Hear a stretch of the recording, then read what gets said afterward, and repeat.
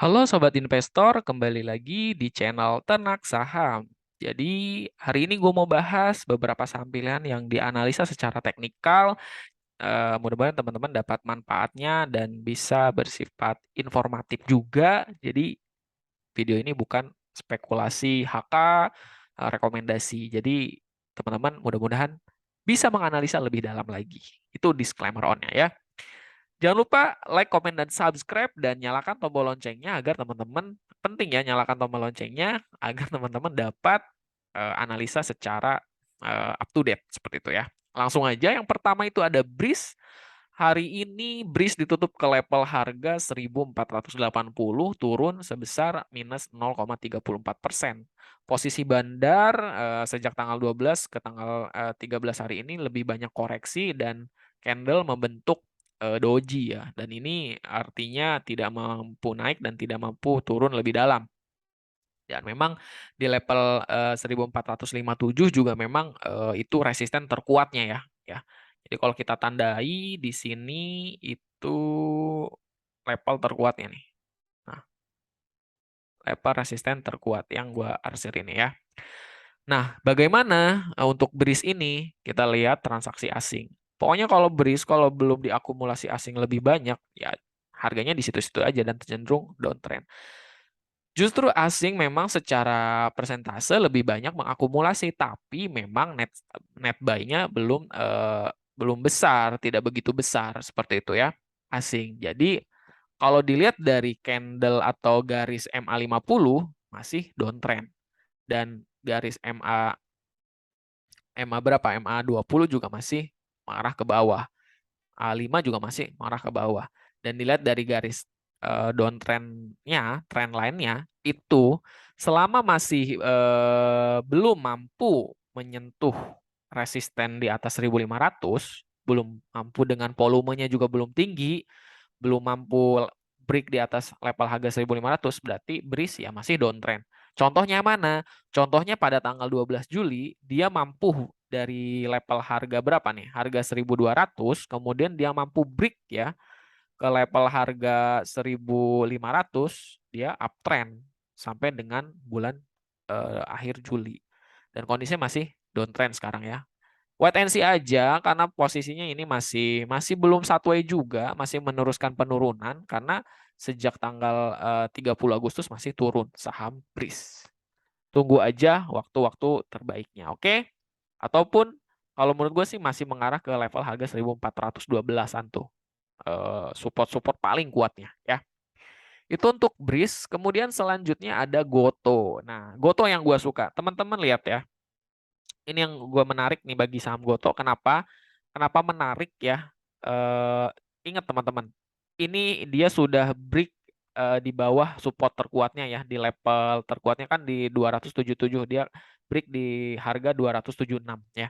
Dengan volumenya memang sih kecil tapi distribusinya tetap besar dari Goto. Tapi sebelum itu kita lihat transaksi asing. Lihat nih, ini yang gue seneng.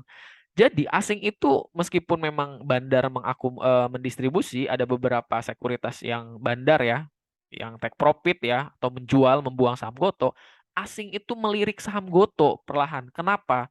Kalau teman-teman lihat beberapa influencer ya, ada yang di hire sama Goto untuk mempromosikan, ada yang namanya dia Goto atau GoCorp ya.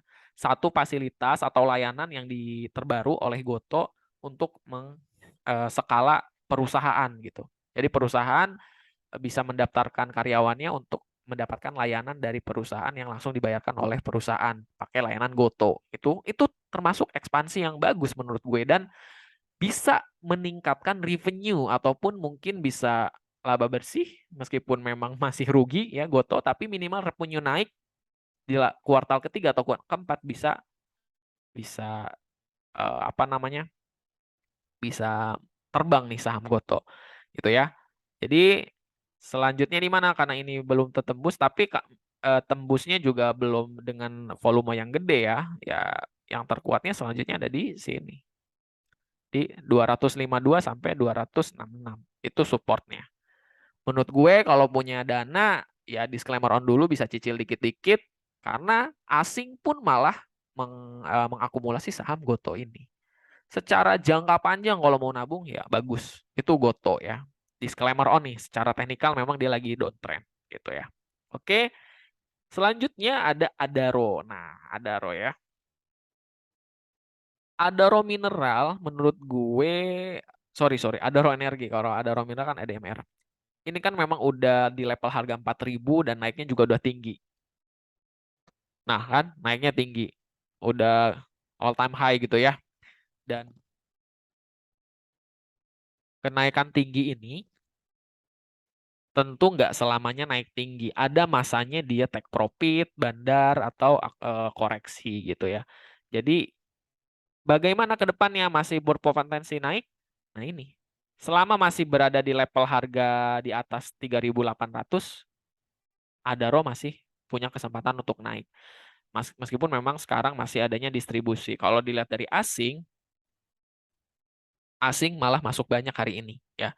Dan sejak tanggal 30 Agustus juga memang lebih banyak akumulasi. 31 Agustus ya di sini nih. Di gua tandain deh. Nah, di area sini deh ya.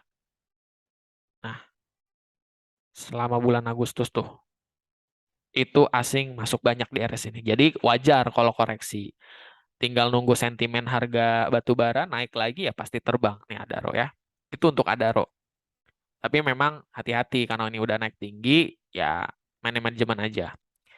Elsa, Elsa juga kemarin terbang ya, kenaikannya tinggi dan secara bandar detektor datanya rata-rata punya harga di 355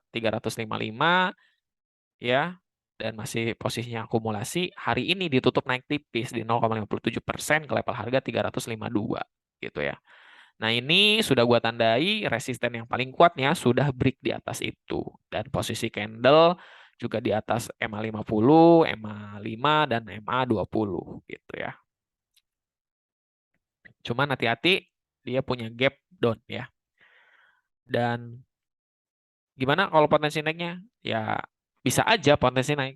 Karena dia pernah ke level harga 400 ya. Di 2021 itu pernah ke level harga 400 di jauh itu di atas itu.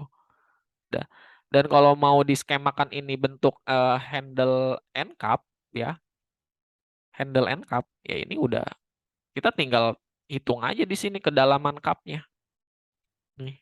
Atau inilah ya kedalaman capnya gitu. Sudah sesuai belum? Masih, masih ya. Menurut gue masih bisa naik nih, masih bisa naik tinggi ya. Elsa, disclaimer on ya, gitu. Posisi asing saham Elsa masih masuk akumulasi dari asing dan pada tanggal 12 kemarin juga lebih banyak akumulasinya ya. Jadi menurut gue kesimpulannya ada potensi naik tapi hati-hati gitu karena udah naik tinggi. Itu untuk Elsa. Dan selanjutnya ada ADMR.